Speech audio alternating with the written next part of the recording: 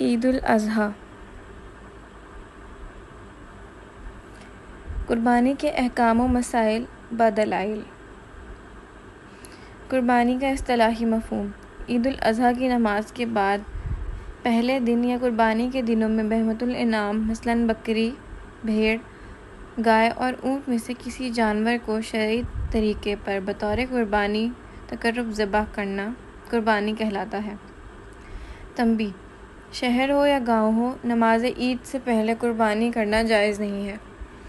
قربانی کرنے والے کے لیے اہم شرائط: نمبر 1، قربانی کرنے والے کا صحیح عقیدہ مسلمان و متبع کتاب و سنت ہونا چاہیے اور شرک، کفر و بدعت سے پاک ہونا ضروری ہے، اور جس کا عقیدہ خراب ہو اس کا کوئی عمل قابل قبول نہیں ہے۔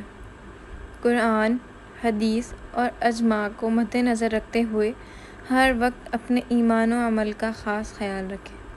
نمبر 2، رسول اللہ صلی اللہ علیہ وآلہ وسلم نے فرمایا، جب تم ذی الحجہ کا چاند دیکھو اور تم میں سے کوئی شخص قربانی کا ارادہ کرے تو اسے اپنے بال اور ناخن تراشنے سے رک جانا چاہیے۔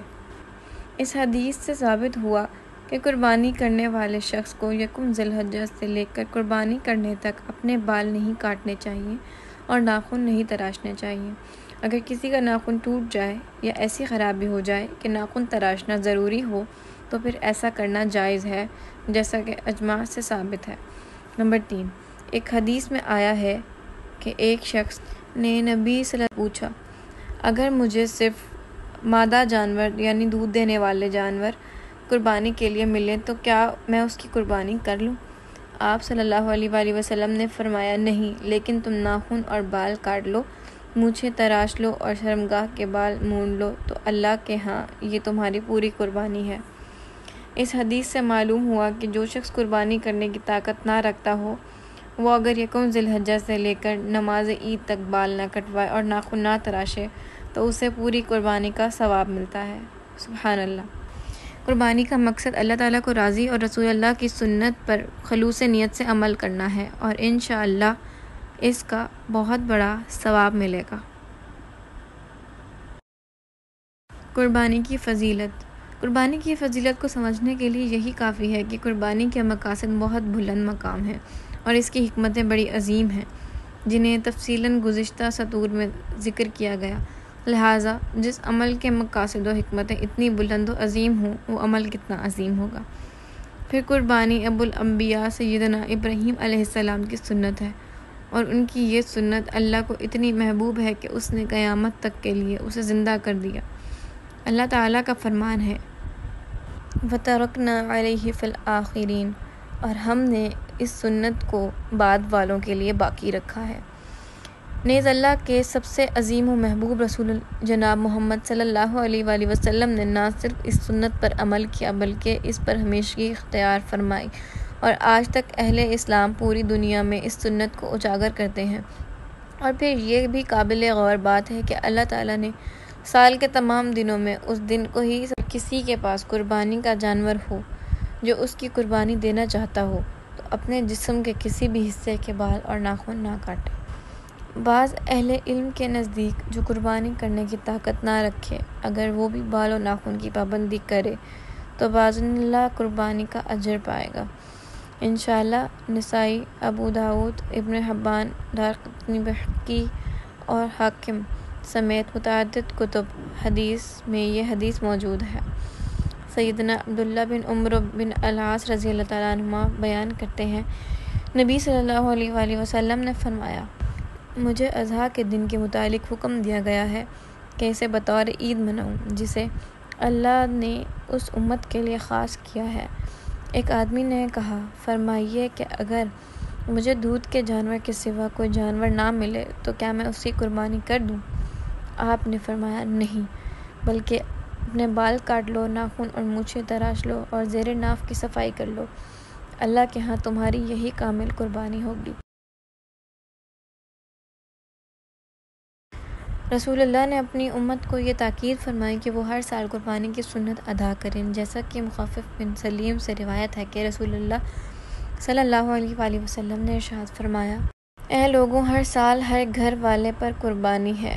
بقر عید کے دن نماز عید کے بعد سب سے پہلا کام۔ سیدنا برا رضی اللہ تعالیٰ عنہ سے روایت ہے، فرماتے ہیں کہ رسول اللہ صلی اللہ علیہ وآلہ وسلم نے ارشاد فرمایا، اس بقر عید کے دن ہم پہلا کام یہ کرتے ہیں کہ نماز عید ادا کرتے ہیں، پھر واپس آ کر قربانی کرتے ہیں۔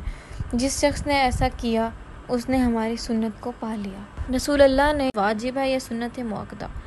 دلائل کی روح سے یہی معلوم ہوتا ہے کہ قربانی کی استطاعت رکھنے والے کو قربانی نہیں چھوڑنی چاہیے، کیونکہ رسول اللہ صلی اللہ علیہ وآلہ وسلم، صحابہ کرام رضوان اللہ علیہم اجمعین اور ہر زمانے میں اہل اسلام نے اس مبارک اسلامی شعیرہ پر پابندی کے ساتھ عمل کیا ہے، اور جو قربانی کی طاقت رکھنے کے باوجود قربانی نہیں کرتا اس کے لیے درج ذیل وعید ہے۔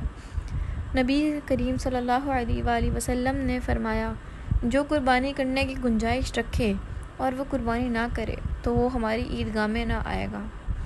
ابن ماجہ۔ البتہ استطاعت کے باوجود قربانی نہ کرنے والے کو گناہ گار قرار دینے کے لیے صریح دلیل کا ہونا ضروری ہے، واللہ اعلم۔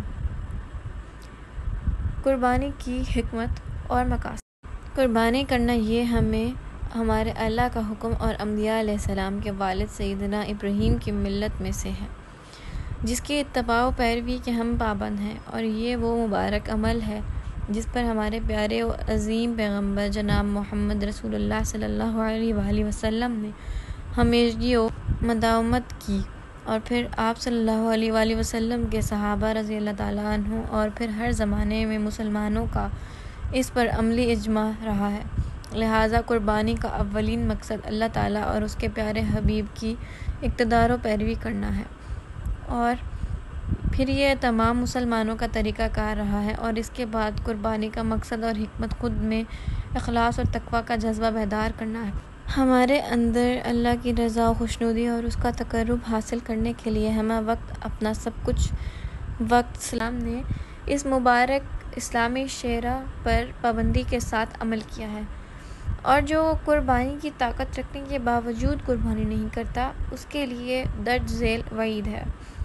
نبی کریم صلی اللہ علیہ وآلہ وسلم نے فرمایا، جو قربانی کرنے کی گنجائش رکھے اور وہ قربانی نہ کرے تو وہ ہماری عیدگاہ میں نہ آئے گا۔ ابن ماجہ۔ البتہ استطاعت کے باوجود قربانی نہ کرنے والے کو گناہ گار قرار دینے کے لیے صریح دلیل کا ہونا ضروری ہے، واللہ اعلم۔ قربانی کی حکمت اور مقاصد۔ قربانی کرنا یہ ہمیں ہمارے اللہ کا حکم اور انبیاء علیہ السلام کے والد سیدنا ابراہیم کی ملت میں سے ہے، جس کی اتباع و پیروی کے ہم پابند ہیں، اور یہ وہ مبارک عمل ہے جس پر ہمارے پیارے و عظیم پیغمبر جناب محمد رسول اللہ صلی اللہ علیہ وآلہ وسلم نے ہمیشگی و مداومت کی، اور پھر آپ صلی اللہ علیہ وآلہ وسلم کے صحابہ رضی اللہ تعالیٰ عنہ اور پھر ہر زمانے میں مسلمانوں کا اس پر عملی اجماع رہا ہے۔ لہٰذا قربانی کا اولین مقصد اللہ تعالیٰ اور اس کے پیارے حبیب کی اقتدار و پیروی کرنا ہے، اور پھر یہ تمام مسلمانوں کا طریقہ کار رہا ہے، اور اس کے بعد قربانی کا مقصد اور حکمت خود میں اخلاص اور تقویٰ کا جذبہ بیدار کرنا ہے۔ ہمارے اندر اللہ کی رضا و خوشنودی اور اس کا تقرب حاصل کرنے کے لیے ہمہ وقت اپنا سب کچھ وقت، صلاحیت، مال و اولاد اپنی محبوب ترین شے حتیٰ کہ اپنی ذات تک قربان کرنے کا احساس نہ صرف پیدا اور اجاگر ہو بلکہ خود کو عملی طور پر بھی اس کے لیے تیار بھی کیا جائے۔